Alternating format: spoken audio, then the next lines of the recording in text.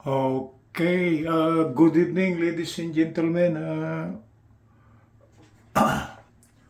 What I will be discussing tonight, tonight, will be the troubleshooting of this exhaust fan in our bathroom, in which the motor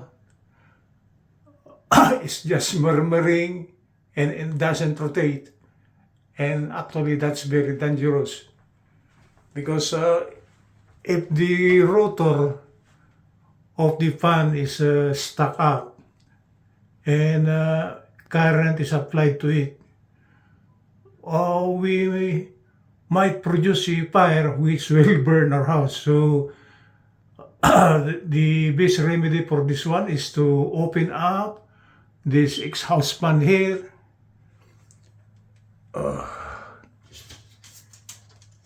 Initially, I remove the cover. It's easy to remove the cover.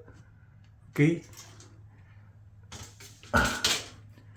Then after that, I use my brush and what do you call this portable vacuum. Then I'll try to brush the accumulated dust here.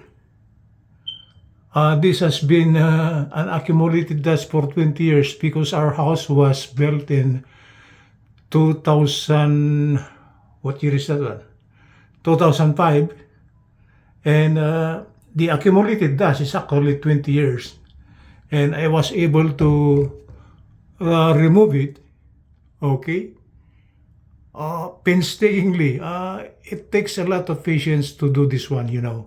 So after cleaning the dust here, accumulated dust, there are lots. It's a black one, you know. I make it a point that all the propellers will be clean. Okay, all of this will be clean. I vacuum this, I brush it. This is the motor. Okay. Because I suspect that the motor rotor is just stuck up due to dirt. So the best solution for this one is to clean it. But the problem is the the shafting of the motor fan is actually a little bit dry. So what I did, guys, is that I just use a common sense. I've been troubleshooting my other fans on this one, and to place an oil on the shafting, this is very hard to do place the oil. So what I did, guys, I just use my a little bit intelligence on how to put the oil on the shafting. So what I did, guys, I got my what they call this very thin oil here. We've been using this one in our company to oil our scanning machines, this one here. Then after that, I got a cotton swab. I place an oil on the cotton swab. Okay, I place an oil. When this swab here got some oil already, excuse me, I was able to reach the shafting. The shafting is okay. I will remove this one. This is the shafting.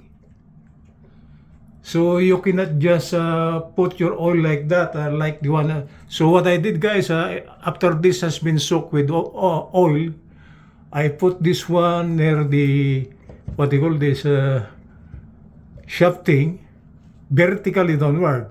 It is on top of this one. Then I try to what they call this try to compress this one so the oil that I have been placed will be put on the shafting. Okay, so I was able to put oil on the shafting to make it loose. As you can see it, if you try to rotate this fan here, it's soft. Okay, it's now moving freely. Okay, even with just a little flip like that, the shafting is already oiled because I place an oil here Then I press this oil on the shafting over here. Then plus this portion here, this is the lower part of the shafting. I put also some oil. I drip some oil.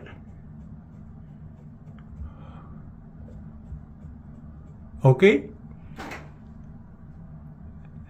So after placing the oil, but of course the first part is actually the cleaning. The hard part is the cleaning. If you don't have any patience on how to clean this one, okay?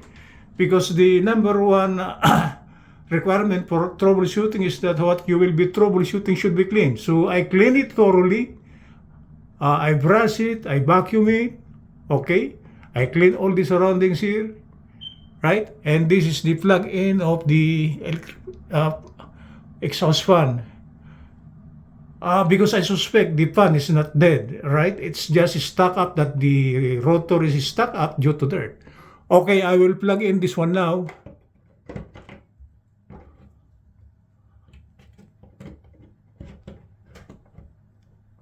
Okay.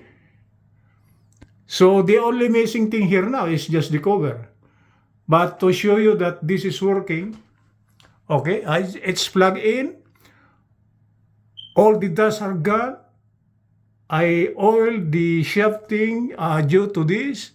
I put some oil, then I press this on the shafting, on the top portion. So it could absorb a little bit oil, or just to moisten, because this has been dry for 20 years, you know. Okay. Plus this portion here, I put some oil also. I wipe this with an oil as I rotate it, right? Okay. So it's plugged in now, and let's try to see if my troubleshooting works.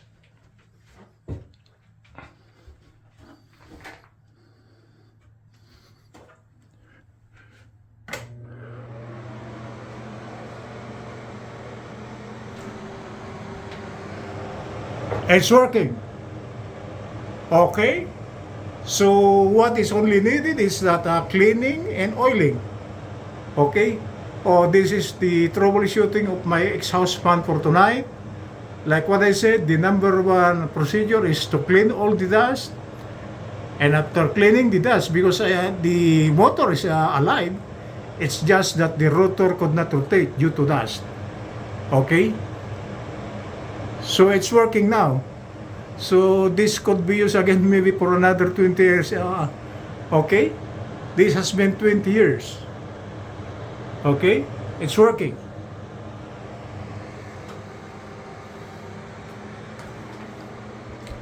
So the only missing thing now here is just to place this cover here.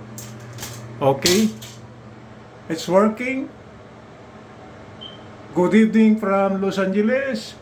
This is Professor David J. De Los Reyes. The troubleshooting of an exhaust fan in which the fan would not like to rotate. It's just a murmuring.